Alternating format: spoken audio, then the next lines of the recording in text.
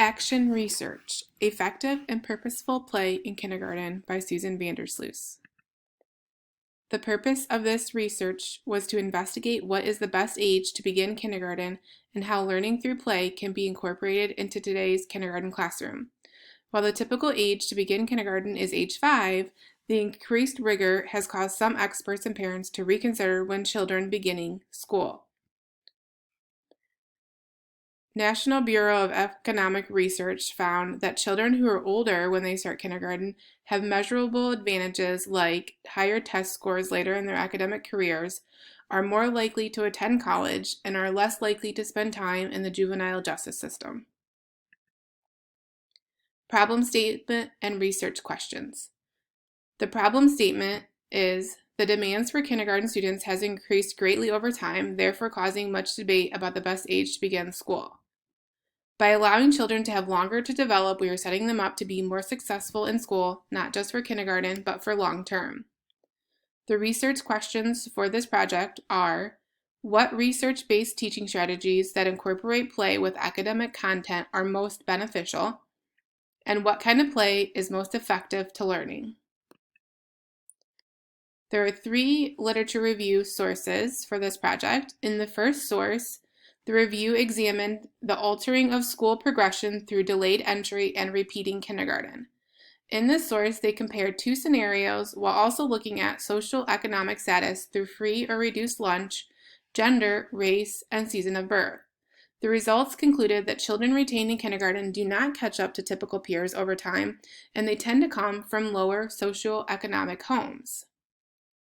Delayed entry groups' long-term outcomes were better for students whose entry was delayed versus those who were retained, regardless of their economic status. In source 2, we looked at play-based learning. Play-based learning is developmentally appropriate for early childhood education. As children's brains grow, they need opportunities to observe, explore, and have hands-on experiences. As more and more demands are being placed on educators for students to perform at higher rates, the more creative teachers have become in intertwining what has to be done without sacrificing what they know that children really need. Research about the brain estimates that by the time a child reaches the age of 5, more than 100 billion neurons have made connections within the cerebral cortex. This is telling us it's vital for young children to stimulate as many neurons as possible so that they can make strong connections between information. In the third source, we talked about in early education, children need different forms of play, guided play and free play. They have been shown to benefit children the most. Free play allows children to practice language skills as well as work on social emotional development with very little adult involvement. Guided play involves teachers being more directly involved and has been found to better support academic learning. In some research, they discussed the shifts in kindergarten. Pyle, Priolda, and Plotza curriculum stated that curriculum expectations have led to much discussion in the research concerning the reduction in opportunities for play in kindergarten classrooms due to an increase in teacher-directed instruction designed to facilitate the learning of high-level academic skills. Research methodology and data collection. With this information and data from the case study, we will be able to determine how the different forms of play, free play or purposeful play, have impacted students' growth. The data will be collected through a case study of 2 groups of students. Through this, I will collect 3 forms of data, both quantitative and qualitative. Those 3 forms are pre-assessment, observation, and a post-assessment.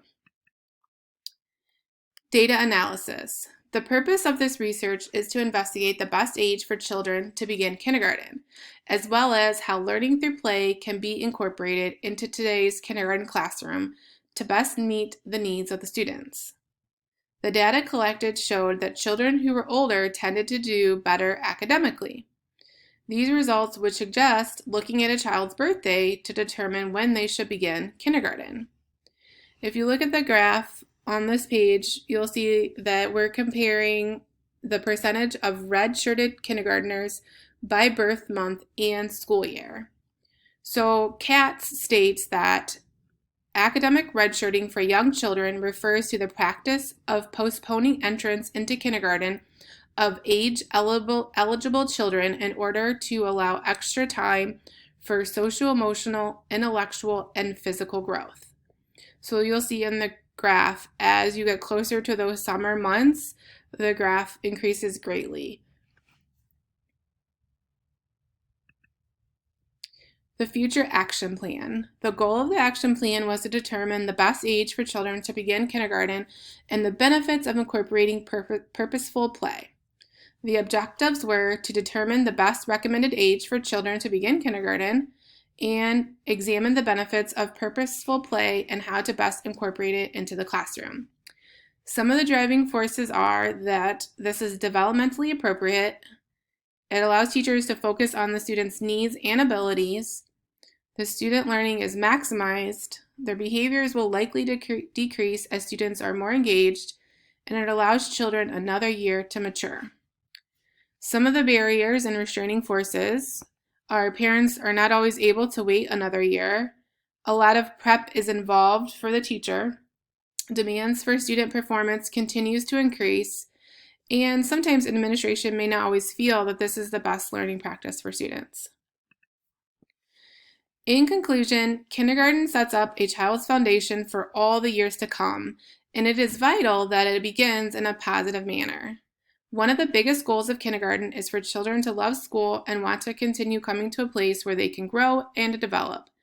As parents and educators, one of the greatest gifts we can give our children is time to grow and learn. Delaying the start of when a child starts kindergarten can really help set a child up for success. This may not be necessary for all children, but for many, it may be the best case scenario. By waiting a little longer, we can ensure children are ready for school, socially, emotionally, and academically, and build a solid foundation that they can continue to build on.